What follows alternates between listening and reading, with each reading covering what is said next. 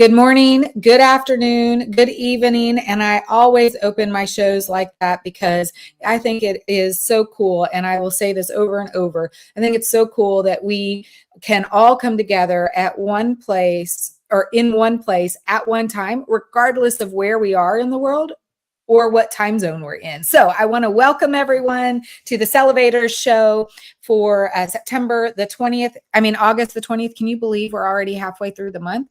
Pam, it's insane. But I want to welcome everyone. So hello, let us know if you're in Team Live or Team Replay. If you're Team Live or Team Replay, let us know where you're located. I'm coming to you from Houston, and Pam is located. Oh, are you there, Pam? Sorry. I'm here. We had a little bit of glitch. Pam, why don't you share where you're located as well? I'm from Houston as well. And obviously we're both in summer attire at 100 and some degrees. And so right here from Houston, Texas. I know, and it's so cool that in all of the LinkedIn world, it's always so fun when you've got two people from the same city. So let us know where you're located as well. I have my cup of coffee this morning, but I want to welcome everyone. Let us know as well what you may be drinking, what your beverage of choice is this morning. But I want to do, as everyone knows, I don't usually do anyone justice when I do the introduction. So I want to share how I met Pam, and then we'll let her introduce herself. But I am so excited, Pam, that you're here. So thank you first off for being here. And the way I met Pam was through a company that we used to work at together, BMC Software. And actually we had, I was in one side before they did the office renovations, which happened right before COVID, I think, maybe like 2018, 2019, we had offices like her. She had an office. I had a cubicle, but her office was right down the hall from where my cube was for years, although I didn't always go into the office. But anyway, the point of that story was I've known Pam for a while, and I'm super excited. She just reached out to me because one of the things we've been talking about a lot, and I'm hoping Nikki Estes will join us at some point today down in the audience. But we've been talking a lot about partners this year. It is, and I'm going to let Pam maybe qualify that a bit more, or add a little bit more to this. But I don't know why I'm struggling this morning. But the point is, it is the year of the partnerships, right?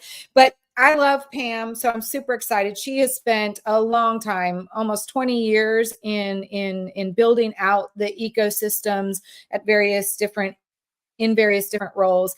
I'm not going to do her as much justice as I've mentioned before as she would. So I'm going to pass it on over to her, and maybe you can expand on that whole quote, the year of the partnership, and why it is so valuable this year. And we can kick it off that way. So Pam, take it on over, please. So first off, thank you, Denise, for having me here today. And good morning, good afternoon, good evening to everyone that may be joining this call.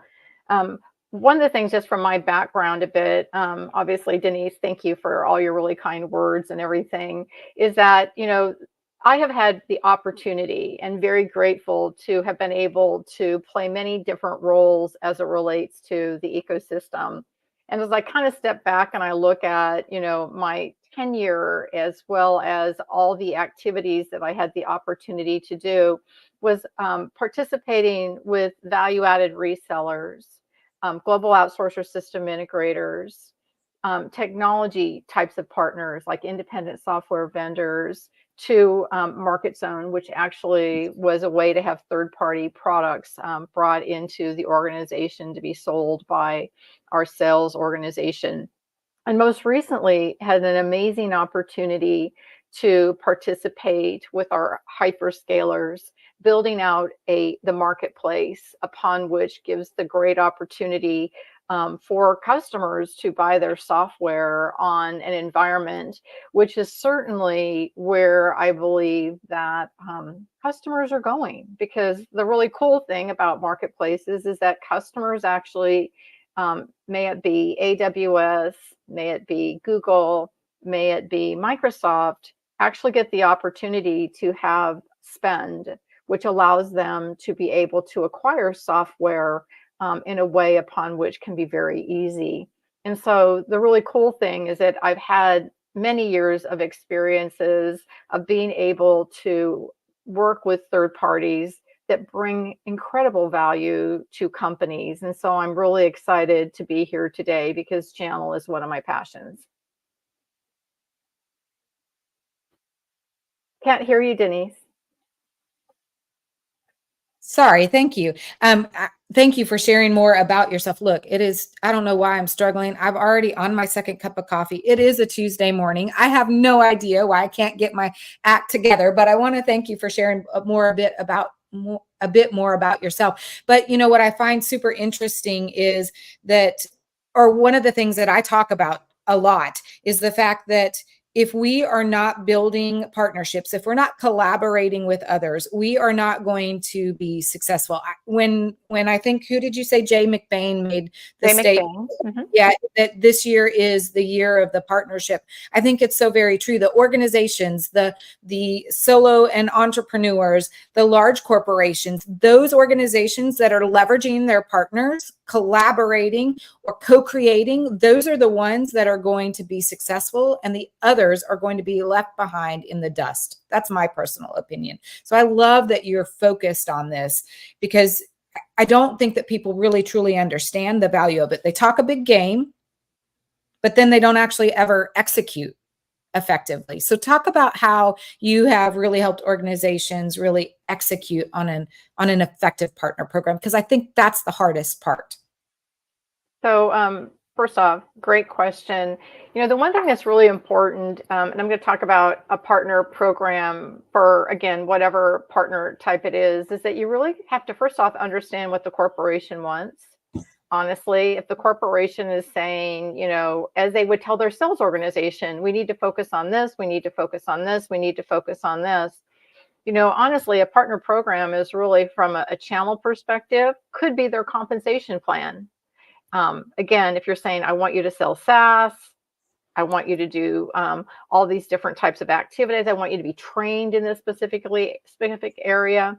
The reality is that, again, a program has tiers. Partners want to be the higher tier in the program as well. And so they're going to maybe it's doing partner sourced, or as they call it, deal registration as example. They also may want to be doing getting their people technically certified as well in the latest and greatest, applications that the vendor offers. And then last but not least is getting back-end rebates, give them a way to bring monies back to their top line. So that's kind of the partner program, and that probably falls aligned to your value-added resellers. But again, there's also those of which that are programmatic that could be for global outsourcer system integrators, and they have a whole different way of looking at things. And then when we talk about programs, I'll just kind of finish it off with this, is how vendors also then participate in other vendors' programs. Like AWS is a perfect example. They have a program, and so as a vendor, you're an ISV of their program, and they have benefits as well. So all I can basically share is the fact that programs are really important, specifically if you want to obviously double down in them, because there are benefits that come from that. Yeah. So what I heard you say is essentially this: there are several different layers within a partner ecosystem, right? And maybe layers isn't the right description. Maybe it's levels, right? Different levels. And building out. And most of my audience tends to be those that come in and watch the Sellovatorz show. They tend to either be either individual contributors at organizations. So they most certainly, for the most part, they have partner programs, whether they're leveraging them or not. They usually have access to them. Or we have founders who are, entrepreneurs building out their business, and they are learning how to better navigate this, building of partnerships and collaborating, because they haven't really done that effectively. And then you have startups who are, usually funded, and they are the ones who technically, are building out an entire company and need help or should be leveraging partners in order to build out their offering a bit more, right? To expand. And that's what I want to focus on. When you're building a partner program, what I think is so very cool, if you leverage it appropriately, and that means you as the founder, as the organization, as the individual contributor, when you leverage it, you actually have people working the streets for you, right? They're out there marketing, messaging, selling in your place, so that it's almost an extent, not even almost, it's an extension of you. Mm-hmm. No, you're absolutely right. And I think I'm going to double click on something that you had said also, is the fact that individual contributors and partnerships, as an example, it's, we kind of talk about the fact that if individual contributors can start, building their relationship with resellers or those particular third parties, remember, there's some really cool things that they also bring to the table just outside the program, is that they have the capability, meaning the partner, that have relationships that the individual contributor or some individuals in the vendor organization do not even have. Because remember, sometimes they're in there doing some level of service. They're obviously having conversations. And again, depending upon the type of third party or partner, they could be at the C level. And that's kind of where sometimes deals are done. And so that's why it's important. But it's important because they also have those individuals doing implementations that are hearing about the next opportunity. And so that's kind of the other side of it as well. And I think sometimes, as a seller, we kind of just have to step back and say, imagine having, like, you're the manager and you have all these different sellers that are working on your behalf, if you can manage to work in that way. And so that's kind of a piece that I wanted to offer, is that we kind of have to step back and think about partnerships maybe differently if you're not utilizing them today. Yeah, well, I want to also quickly recognize, so LinkedIn user is actually Anna Rooney. So Anna, she's wishing us a hello from Ireland, which for her, it's in the afternoon already. So hello, Anna. Great to have you out there. Again, if you're, let us know where you're located. And if you have any questions for Pam or just in general about partnerships, let's talk about those. But in the meantime, one of the things that you mentioned was, taking a step back and looking at the partnership. And we've talked about the extension, but not only, and you mentioned, that they may have relationships that we don't have. I think it's so super important to start when you have recognized that there's a partner and you've reached out to them, create a strategy, right? So I'm all about, it is fun to talk about what we think should happen and philosophize. And that's not even a word, but, just to have great conversation, but it's another to give some practical tips, right? So regardless of what role you play, and we listed them already, individual contributor, founder, you're a startup organization, what you have to do is really first figure out who your partners might be. Who could you leverage within a partnership, and then have a session with them, a strategy session. Define what your expectations are, what their expectations are, and then really determine how, when you have that strategy, what the actual go-to market plan might be. I know you probably have coached a ton of your teams to do a better job than the way I just described, but maybe you could expand on that, because it's so important for our audience to have a takeaway when they leave here. What can they do as a next step in order to leverage their partner or their ecosystem? So such a really great point. And you kind of started, is that, as you are looking at customers, the one thing it's always important to understand, who are the different third parties that are already in there. And they may be very different. I mean, depending upon the business unit you're in, because again, today, business units are buying software. And so one of the things that I share is that, find out who they are, number one. Find out what kind of relationships they have, because remember, partners are all different types. You know what I mean? They could be in there reselling, they could be in there doing services. Depending upon where you are in the world, they could be the one providing out the first L1 support that is in there as well. You also might have somebody that's completely strategic and all they are is influence. All they're doing is in there, they're sitting down and helping companies decide. So you got to really understand who they are and what role they play. And when you know who they are, is then how you can then strategize. I think the other part that's really important is that once you figure out who it is and how you need to sit down and do account planning. Honestly, you have to talk about who's going to do what and get really clear, because I think it's important to understand that third parties, again, speaking from a vendor perspective, they're not your employees. And so you've got to get really clear about, I'm going to do this, you're going to do this. And most importantly is that whatever you decide you're going to do and who's going to do what, is that you follow through in that. Because honestly, changing the dynamic of a partnership happens when you don't do what you say you're going to do. I mean, honestly, I mean, if you're going to go see the customer, you go see the customer together. If in fact it is a resale situation, when it comes down to, the negotiation, partners are the ones that have that final relationship with the customer, and they are the ones that they're going to buy software from the vendor, and then they're going to sell it to the third party. And that is their role to play, not the vendor's role to play. And so I think most importantly is that decide who they are, what type they are, how you're going to work together, what strategies you're going to play, and then who's going to do what, and follow through is really the most important part. And then as they start seeing their driving business, they're going to keep coming back, because again, once you do the deal, there's always the additional capacity upon which that also could happen based on users. So that's kind of my thoughts as I think about your question. Awesome. 1 second, because I can't tell who the LinkedIn user is on this one. I just knew that was Anna from Ireland. So I'm guessing it could be Anna. So we're having a little bit of a difficulty with the StreamYard to the LinkedIn connection, but she's asked, what is the difference between a partnership and a collaboration effort? And then I want you to answer that so we can acknowledge that this question was posed. And then I want to come back in a second to extend this conversation around, because I think there are some challenges that I have seen in working with partners that you've kind of touched on a second ago, but I'd like to hone in, because those are the things we should. And Anna, she said it's her. So Anna asked this question. So Anna, this is the answer for you from Pam. The difference between a partnership and collaboration.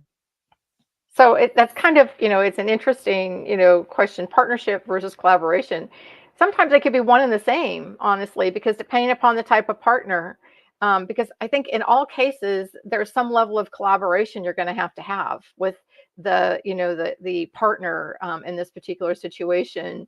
There's obviously, you could say, well, hey, I'm just doing co-sell or something like that. And that could be a collaboration where in fact, the third party is actually getting something in the end, but they're co-selling with you. They're going in, they're helping with the sales process, they're helping give guidance to the end user customer. But you know what, they're not planning on doing the resale of it. Maybe they're looking to do the services, or maybe they've got something that they're trying to do transformational. So I think it's kind of it depends upon the type of partner as it relates to the collaboration upon which they do and how much they do as well. Because there are some that once, hey, I just gave you the lead as an example, a referral, and that's it. They might do nothing else after that. That's all they're doing. And so again, it's a great question, but I think they kind of intertwine depending upon the type of partner that you're working with.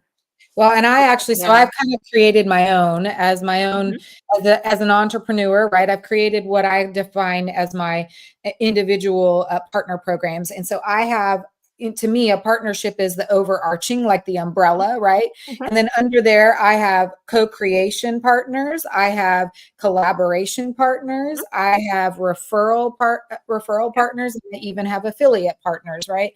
So the difference between those is, for me, co-creation is you're creating a program together, whatever that is. It's whether it's a program or a product or whatever. It's that you come together and you've created one program that you can then give out. And then to me, then my collaboration partners, now they're all collaborative, they're all collaborative, but my collaboration partners are ones where we have our own business, our own offering, and we're just coming together as a team, but it's not, we co-created a program. And then I've got, referral and affiliate. That's, we won't define those. Everyone can figure those out, but that's kind of how I've defined mine. So I think what we have to do is I think partnership is the overarching, and you can define the partnerships as you, where they fit, but they're all collaborating together in some form or fashion. Just maybe more to the extent of the collaboration and how far they go. Like I said, the one that was the referral might be done after, you know what I mean? Here I'm passing the lead as well. And so again, I think it's really interesting. There's so many different types out there and so many different roles that they play. And that's why it's so important to understand what partners that you want to work with and what does that look like to the end user customer. I agree. And Anna says, thank you, Pam, for your insightful answer. She loves collaboration, and she applies collaborative approach to all I do. And I can attest to that. So she is actually my, what I call one of my partners. She is a co-creation partner. So we have a program that we're co-creating with a third person, and actually going out, and it's all about leadership, but it's fun to have. And her entire philosophy is that she's leveraging her partner program or her own collaboration efforts, even more so than her own, because she recognizes that when she builds these partnerships and she goes in as a collaborative opportunity, she's going to sell her own business along as part of that process as well. No, very fair. Cool. Well, thank you, Anna, for the question and the comment.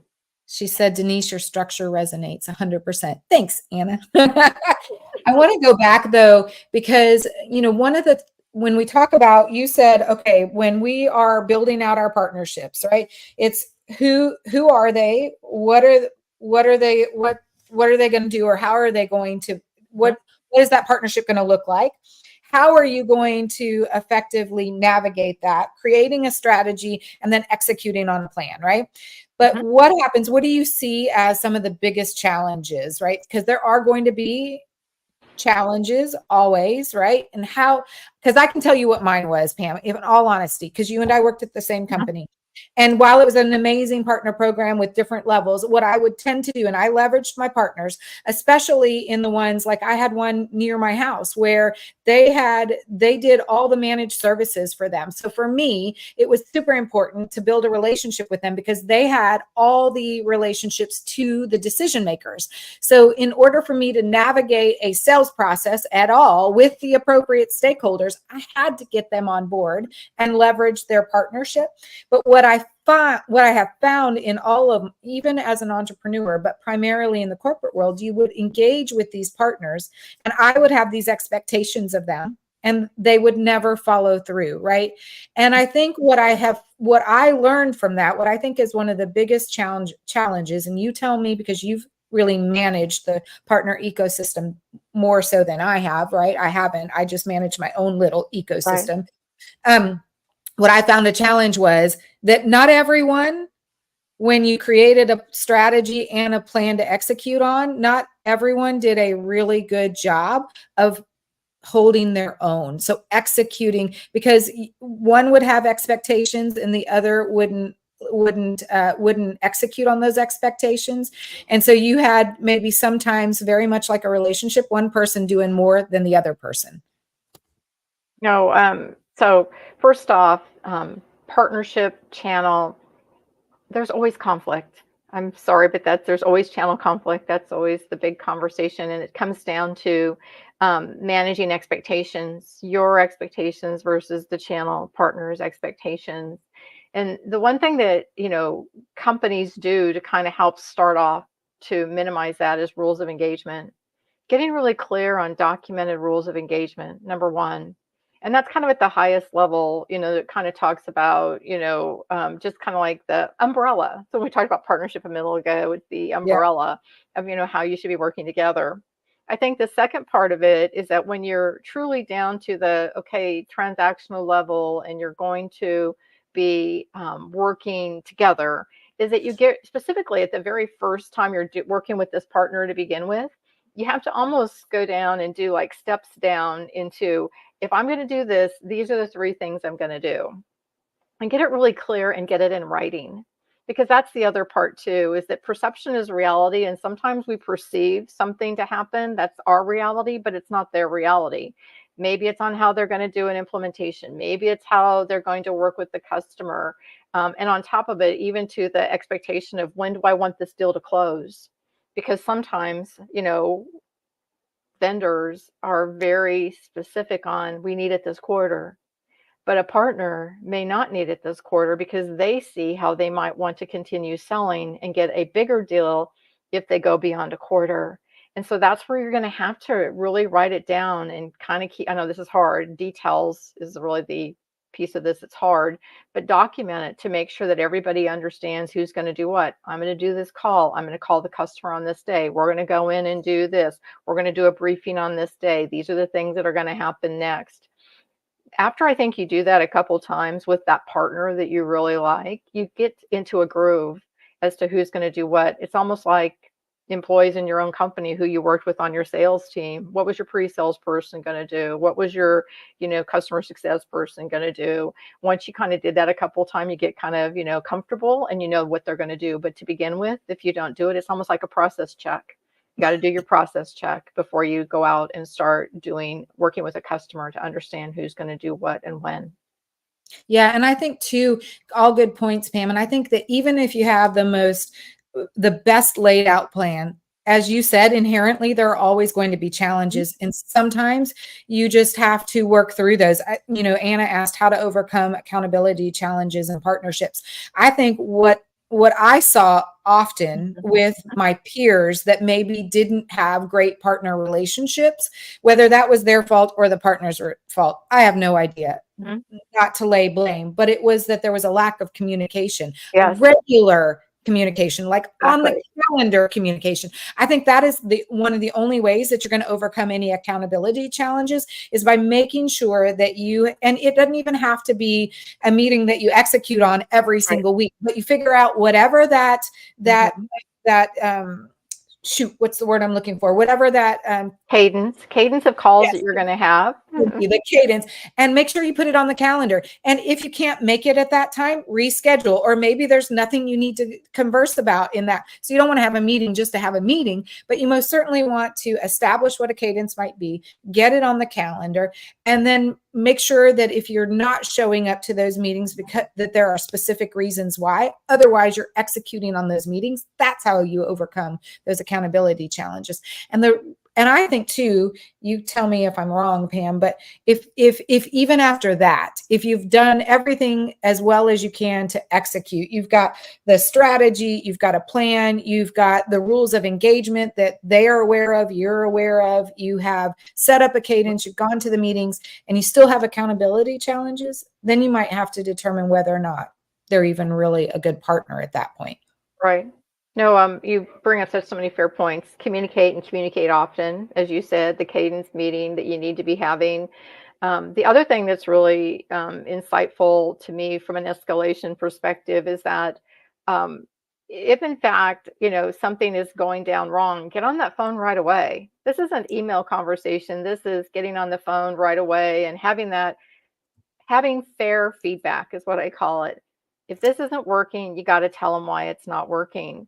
The other part is that if you have to even go beyond to the owner or whoever that leader is as well, get them engaged and involved and make sure that conversation is happening throughout that particular organization so that everyone can kind of come together on that. And then I think the other thing that's really important, hopefully it's a really great engagement and it works really well, but even if there's some negativeness that plays out, always have kind of your post-mortem. Always have a post-mortem to explain, what really worked well, what didn't work well. Make sure that both sides are sharing what that is. That, hey, this worked really well, this didn't work so well, that kind of thing. But the other thing that's really important is that if you're in a partnership, this is not the time in front of the customer to be pointing fingers as well. Because again, y'all look bad at that point, honestly. And so that's the other thing too, is that you have a partnership. A partnership means that you air your dirty laundry within yourselves and not in front of the customer so that you make the best successful customer, because that customer could leave you both is the reality of it. Agreed. I mean, I don't know how many times I have, even if you look at I mean, that's just the constructs of what a good relationship looks like, Mhm. even outside of a partnership. As a parent, right? And you've got your spouse, in front of the kids, as a leader, and you've got two leaders coming together, or even leaders engaging with their teams, right? You don't ever want to make the client feel, or those around you feel, uncomfortable, or that you don't have your shit together, quite honestly. I mean, that's what that's what that boils down to, right? But I think also I don't think that people understand, and you probably have a better grasp on this. I tried to look up what the revenue numbers were, but there's a percentage, and I want to say I read somewhere it was like 40%, or is it as much as 60% of business usually comes from the partnerships or the ecosystem when you build that out effectively. Do you know what that? Actually, I think it could be more when you really look at the total like IT spend and everything and how much comes through the channel. I have to tell you that there is probably more. And when I say probably more, is that there are like, back to that different types of relationships and who customers buy from and why customers buy. That's the other thing. So I think it's higher than that, honestly. But again, it depends upon the vendor. Like if you have a really direct organization, you know what I mean? You'll be lucky if you're at 40%. So 40% indirect, 60% direct. But if you have a third party that is, or company or vendor, sorry, that actually has already defined that they have a go to market that's all about the channel, they could be at 80%. You know what I mean? They don't want to have, they want everything to be partner driven. They only will take a few deals direct. And usually, if they do, it's probably the customers higher in the tier levels, meaning from a segmentation customers is that are higher, that they want more of that direct relationship. But in general, it depends upon the vendor or the But, technology company. but ultimately, what I'm hearing you say is a lot of revenue comes from our partners when you use them effectively. That's exactly right. That's exactly right. And I think also, like I said, partners play a instrumental role, whatever type of partner it is, in those types of relationships, because they, like I said, they could be the one that has the relationship with the customer. They could be the one that has the full solution that they're bringing together to the customer because the customer wants the full solution, and they can do the hardware, they can do the software, they can do whatever. I mean, that's kind of the reality of it, is they can bring a lot to the table. And that's why it's challenging and can be hard from a vendor perspective, because honestly, and this is just one of my statements, sometimes you have to give up a little control to be able to really work in a partnership situation. And I think, again, that's something that you really have to do in any relationship, Mhm. really. You just, and you have to allow for them, you have to give them the room to prove themselves, as they have to give you the room to prove yourself when you're building a new partnership, right? And you have to go open-minded and communicative, setting a cadence, really recognizing where your strengths are and where their strengths might be, and leveraging those to foster this strategy that you can effectively execute on that is a win-win for both. And when you have a great win, I think this is where I know I probably failed a bit in this effort, was really celebrating the wins. We do a great job of celebrating when we've won, but we don't do a great job of celebrating the win as a partnership, right? We talk about the stuff that's going crazy and awry and wrong, but we don't really truly celebrate even the small wins. So we need to make sure that at the end of the day, when you get on your cadence call, that you talk about what you most certainly have to accomplish, but what are some of the small wins that you've had, so that by the time you get to the big win, you're ready to celebrate the big win together as well, right? You're in the boat together, the entire process. Completely agree. As you were saying that, I was thinking about sometimes even within companies, the internal win wires that go out, right? It's so important how you call out what the partner did in that particular situation, the role they played, the importance they played, because that's also a vote of confidence from one sales rep to another to say that this is a really great partner and this partner brought this to the table. And they're then thinking, I have a customer and yes, I need this particular help. And so that's where it's really important as well, Denise, is that communicating it internally to share what that third party is bringing to the table.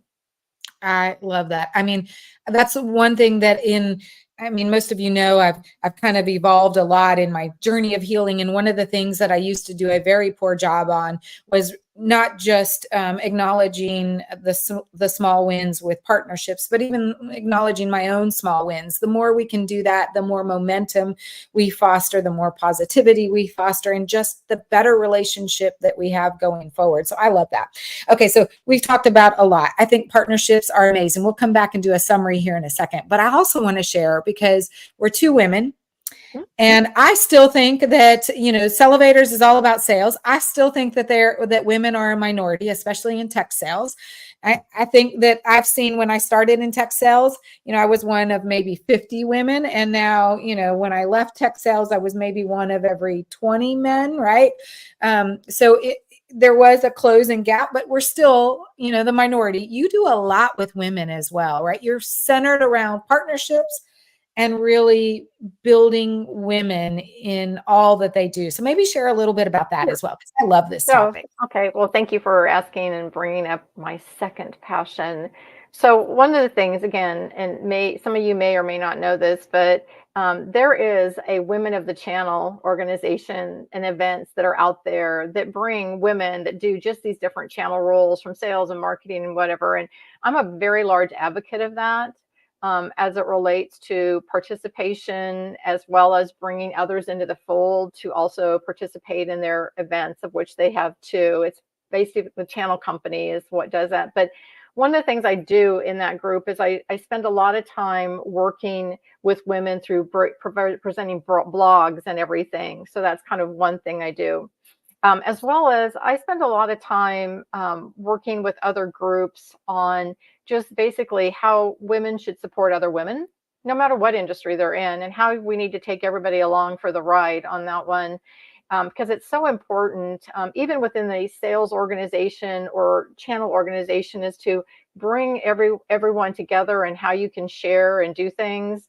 But most importantly, what are the things that you need to do in supporting each other? If it's a sales role, bringing that particular individual to the table and helping train, but also taking the time, because to your point, Denise, technology is sometimes filled with many men, and that sometimes that you just need to have somebody to talk to, as well as bringing in other influences into your organization to do speaking types of engagements on just what their personal journeys are and what kind of nuggets of learning can come to the table. So that, again, is one of the things that I really try to position, and most recently trying to do a lot of this on LinkedIn and talking about those specific topics. But again, there's a lot of women's organizations out there, specifically around those that bring in technology, and all of them want to make sure that we have a place and that we continue to grow in whatever we want to do within our careers. And so anyway, Denise, that's kind of one of my second passions. I love that. Thank you for sharing. Because it's not like, I don't advocate necessarily, like, my platform is not all about women. It's not even women in sales, right? For me, my platform is really centered around sales and AI and humanity, but not with an emphasis necessarily on women. But I love that we are seeing, and I advocate, maybe not on the platform, but always advocate for women. I have a daughter who I'd love to see excel right beyond what I ever thought was imaginable. So I love that you really have this passion and you focus, because we need more people like you, and so that we can continue to lift up women in the workplace and just in society. And in the US, we do a fairly good job overall, but there's still countries out there where women are second to none, or are second, behind men. And so we want to make sure that we follow and aspire to be women like you, Pam. So thank you for doing that. Thank you. I think kind of one of my closing remarks, just even based on probably your audience, is that for the men that are out there too, remember, you can mentor women. I mean, honestly, certainly there's a role that you play too. I'm sure there are men out there that have daughters as well. And so again, remember how you can play a role too in supporting women in your organization or within your partner's organization. Awesome. Well, I know I want to be respectful of everyone's time, so we need to start winding down. Mhm. If you were to maybe give a takeaway, what would you want to leave everyone with from this session? First off, I want to say most likely, we just spent some time today talking about partnerships and partners. And there are different types, most importantly. But I think the most important part is to know that you can actually do more by utilizing partnerships. But you also have to take the first step to understand within your customer what partnerships that they have in there, and then how are you going to strategize through your selling to include them and make them part of your team. And so I guess my point is to move forward in that particular, be intentional and not to factor them out. That's the second part of it, is to be inclusive, and hopefully that will help change the dynamic of how much you actually bring to the table in the revenues that you generate and the activities that you do to make your customers happy. So I think that would really be my closing thought about kind of everything that we talked about, is that how, from a selling perspective, how partners and partnerships are very important.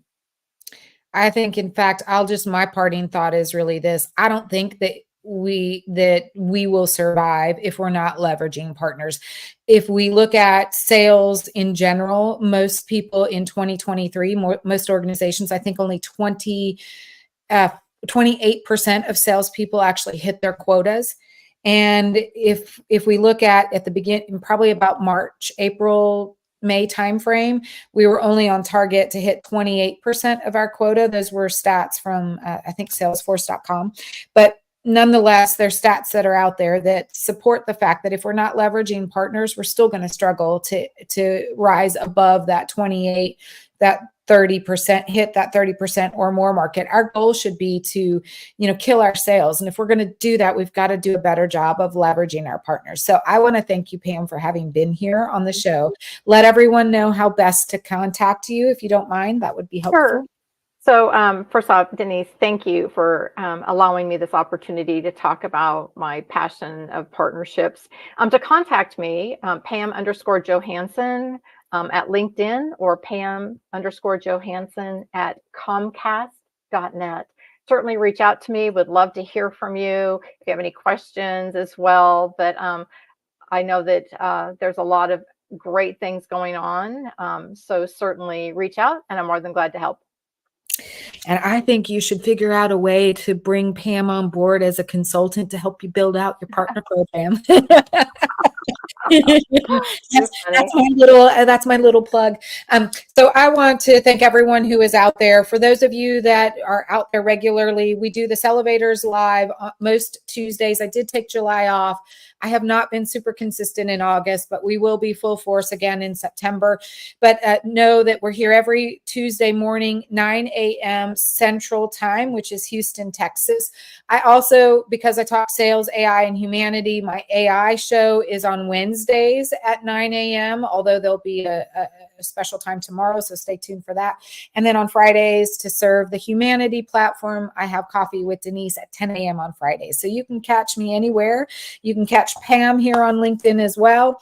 Look forward to having you guys either in the audience at one of my shows this week or here again next week. If your team replay, make sure you leave a hashtag and let us know so that Pam and I can come back and engage in conversation with you. I want to thank again everyone for being here. Pam, special thanks to you for being here. And I wish everyone a great happy Tuesday and a phenomenal remainder of your week. So thank you, everyone. I'm going to close us out with a little bit of music. I keep saying that one day I'm going to upload my own. I have yet to do that, but let me just turn on a little bit of music here, and then we will end the stream.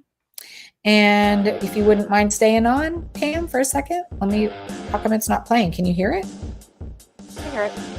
You can hear the music? Oh, okay. I can't, so good. All right, then I'm going to hit the end stream. I can't hear the music. My connection must be terrible. Oh, weird. I know. It's still has it. I can't even tell. I can hear it. Huh? That's so weird. Well, everything is lagging for me, so I'm struggling. I mean, it's not even ending the stream, but I think it's ended on the, or maybe it hasn't. I don't know. Having trouble.